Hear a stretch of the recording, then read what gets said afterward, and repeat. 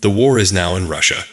Russia and Ukraine, the Ukrainian army is testing a new method of attack against Russia. This method of attack has critical differences from conventional war strategies.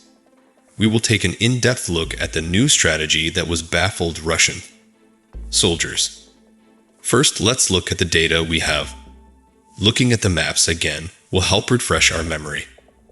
Russia had managed to occupy only 4 regions in this operation launched from eastern Ukraine. However, the Ukrainian army liberated more than half of the territories occupied by Russia. In the process, the Ukrainian army liberated Kherson, the largest regional capital occupied by Russia. The Russian army suffered huge losses. Ukrainian soldiers managed to push the Russian army to the east bank of the Danube River. In this way, Russia has been squeezed further. In recent days of fighting between Russia and Ukraine has been taking place around the town of Bakhmut in the Donetsk region.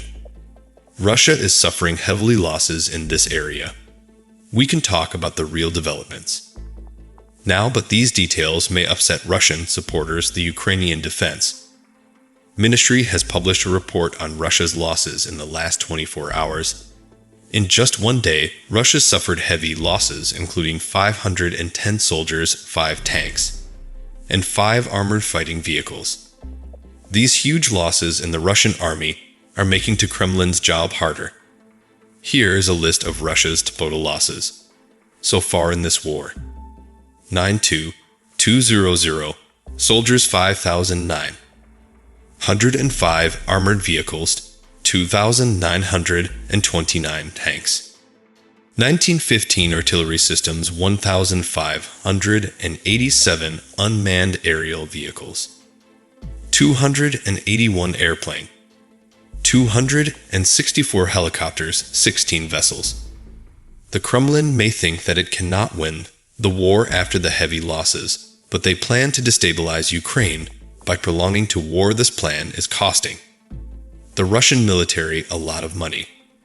Russia is no longer suffering its only defeat on the battlefield. The Ukrainian army is now operating against Russia to stop the Russian invasion. There are very striking allegations about this. 2 military bases in Russia experienced successive explosions last night. Explosions occurred at Angel's military airport in Saratov region and the Agile military airport in Ryazan city. While the cause of the explosions is not yet known, Russian and Ukrainian media claimed that the explosions in both regions, hundreds of kilometers away from the Ukrainian border, were the result of a drone strike. It is reported that 2 Tu-95 type bombers of the Russian Air Force were damaged in the explosion at Angel's military airport. Damage to these very expensive airplanes caused a heavy damage to Russia. All of Russia's miniature aircraft have been withdrawn to Angers. It was stated that a fuel tanker exploded at the Aggie-level military airport, killing 3 people and injuring 6 others. The Russian Ministry of Emergency Situations reported that 2 of the wounded were in serious condition, while an investigation was launched into the incident. The other day, an explosion occurred in an apartment building in Russia, while a 5-story building experienced a partial collapse after the explosion. According to the first determinations, 4 people lost their lives and 10 people were injured. It is claimed that this building was allocated to KGB agents, Russia's intelligence service, and that these agents were planning an attack on Ukraine. The identities of those who died as a result of the collapse of this building were concealed because Russia wanted to hide the deaths of its intelligence personnel. There is a strong belief that all these attacks were carried out by Ukraine. But no one has any concrete evidence or details of what happens because Russia has blocked reporting on these attacks. So why is the Russian government blocking reporting on these events? In fact, there is a very clear answer to this question. Putin made the biggest mistake of his career by invading Ukraine. The whole world saw how badly the Russian army failed in this war, and the reaction against Putin increased. Putin has lost face. Everyone now knows that Russia is very weak militarily and administratively. This very is Putin. Putin claims that Russia is a strong state, and he is constantly propagandizing for this. If it is admitted that Ukraine is operating from military bases in Russia, it will become clear that Russia's air defense system is very weak. Russia refrains from commenting on this issue. Kremlin spokesman Dmitry Peskov was asked about this. I also read the news in the media. Russian President Vladimir Putin was informed about the events.